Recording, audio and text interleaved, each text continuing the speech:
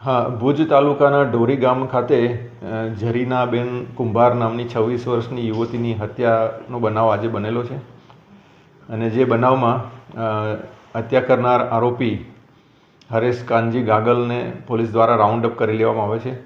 પ્રાથમિક જે કાર્યવાહી છે એમાં પોલીસે તાત્કાલિક સ્થળ ઉપર જઈને જગ્યાનું પંચનામું અને ઇન્ક્વેસ્ટ પંચનામું અને લાશનું PM ની પ્રોસેસ કરવાની કાર્યવાહી હાથ ધરવામાં આવેલી છે. હત્યાનું કારણ પ્રાથમિક દ્રષ્ટિએ એ જાણવા મળ્યું છે કે મરણ જનાર અને આરોપીને બંનેને છેલ્લા 7 વર્ષથી પ્રેમ સંબંધ હતો. અને આજે એ આરોપીએ પોતે જે ડેરીમાં નોકરી કરે છે, હમીરભાઈ આહિરની ડેરીમાં, ત્યાં આને મળવા બોલાવી હતી ઝરીનાને.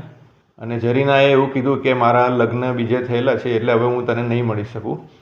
અને એ વાત સાંભળીને આ આરોપી ઉશ્કેરાઈ ગયો, એણે ગુસ્સે થઈ ગયો અને એ રૂમમાં જે પથ્થર હતો એ પથ્થરથી એણે માથા ઉપર મલ્ટિપલ ઘા મારીને એની ત્યાં હત્યા કરી છે અને એનું ઓન ધ સ્પોટ એનું મરણ થયેલું છે.